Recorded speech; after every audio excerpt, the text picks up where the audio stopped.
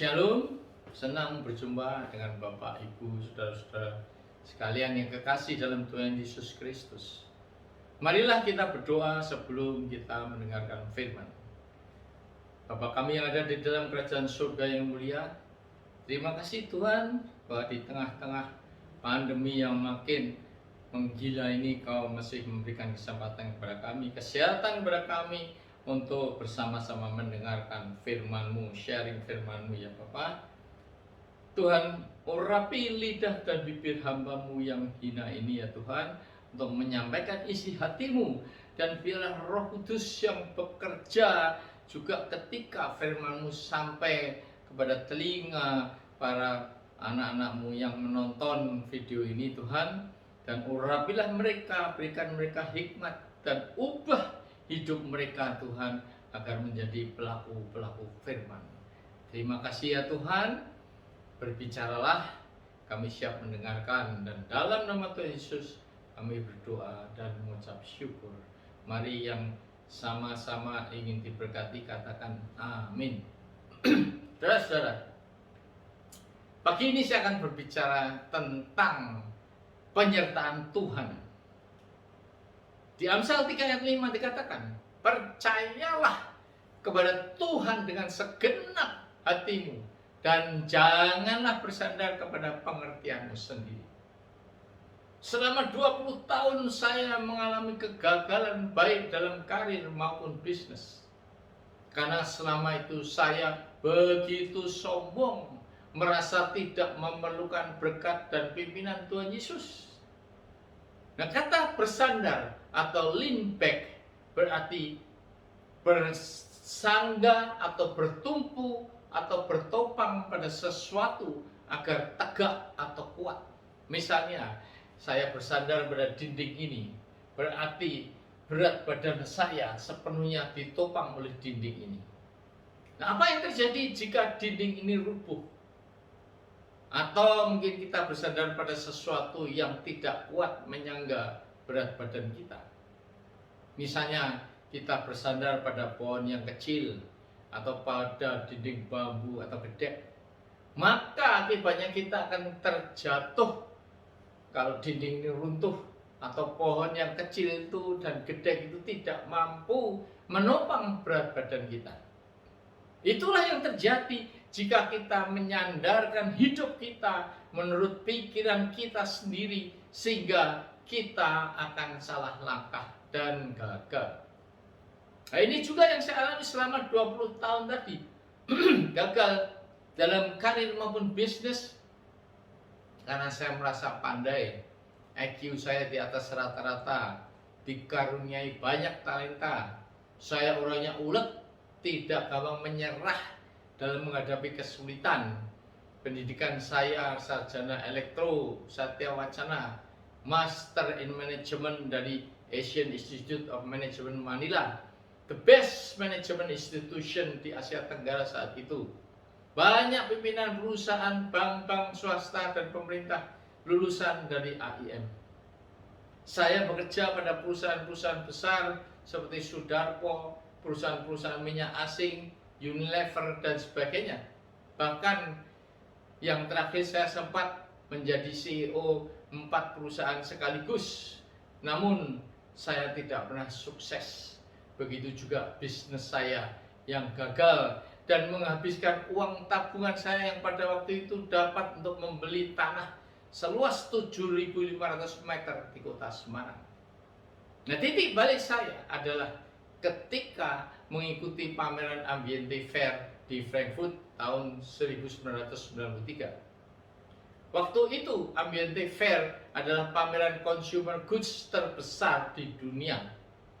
Tapi sekarang digantikan oleh pameran-pameran di Hong Kong, Guangzhou, karena munculnya eksportir Cina yang harganya sangat murah. Nah, besarnya gedung pameran itu mempunyai 12 hall.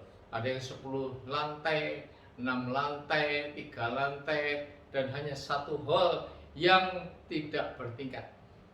Dan karena luasnya pameran itu, maka disediakan bis untuk mengangkut para peserta maupun pengunjung pameran ke tempat hall-hall yang diinginkan. Pameran hanya berlangsung selama 4 hari dan pengunjung harus masuk dengan membayar tiket. Bandingkan dengan Jakarta Fair yang hanya mempunyai 4 hall yang besarnya tiap hall saja lebih kecil dan berlangsung selama 7 hari. Nah, dalam pameran yang 4 hari itu praktis hanya 3 hari yang dipakai untuk buyers dari seluruh dunia. Karena hari keempat dibuka untuk publik, yaitu untuk menjual barang-barang display yang dipamerkan. Para peserta hampir semuanya mendapatkan pesanan untuk 1 tahun produksi. Hampir semua peserta sibuk melayani pesanan-pesanan dari pembeli yang datang. Tiap booth ada pengunjungnya, namun tidak ada satupun seorang pengunjung yang masuk ke dalam booth saya, apalagi memberikan order. Saya sempat putus asa karena pameran ini gagal total dan sudah menghabiskan biaya yang cukup besar untuk datang ke sana. Tiket pesawat, hotel, makan, transportasi, dan sebagainya. Nah, suatu ketika, karena kegagalan itu saya tanya pada teman sekamar saya, orang Katolik, apa yang dia doakan? Dan dia berkata, ya saya minta pimpinan Tuhan, berkat Tuhan hari ini supaya pekerjaan saya diberkati. Wah, saya nggak pernah berdoa seperti itu, saudara-saudara. Walaupun saya rajin ke gereja, tapi saya hanya orang agamis saja, tidak hidup di dalam Kristus. Kemudian ketika kita dalam perjalanan menuju ke tram kereta, maka teman saya orang Bali berhenti sebentar di depan kuburan dan dia berdoa manggut-manggut. Saya tanyakan, kenapa Pak? Ya berdoa Pak, minta berkat dari arwah-arwah. Bayangkan saudara-saudara, arwah orang mati dimintain berkat. Tapi saya mempunyai Tuhan yang hidup, Tuhan yang maha kuasa, Tuhan sumber segalanya. Tidak pernah saya mintain berkat dan pimpinan dalam kehidupan saya. Nah, setelah itu saudara-saudara, besok paginya saya mohon ampun kepada Tuhan atas kesombongan saya, dan saya mohon pimpinan dan berkat Tuhan pada hari itu. Itu hari terakhir saudara-saudara. Nah, seperti biasanya saya selalu keliling melihat mana yang laku, produk-produk apa, ya, dan juga pembelinya siapa, saudara-saudara. Nah, saudara-saudara, ternyata pada waktu saya pergi jalan-jalan itu ada seorang buyer datang mau memberi order kepada saya yang diceritakan oleh teman saya. Tadi ada buyer yang datang mau memberi kamu order. Saya tunggu sampai 1 jam, nggak datang. Saya pergi lagi, jalan-jalan lagi, keliling. Ketika datang, teman saya bilang, orangnya tadi datang lagi. Demikian seterusnya, saudara, sampai pukul 6 ketika pameran ditutup. Orang itu datang, saudara-saudara. Bayangkan, saudara-saudara, sangat jarang sekali, 6 kali orang mencari saya untuk memberikan order, sekalipun hanya $500. Tapi itu suatu bukti bahwa ketika Tuhan mau memberkati kita, maka berkat itu akan mengejar kita, saudara-saudara.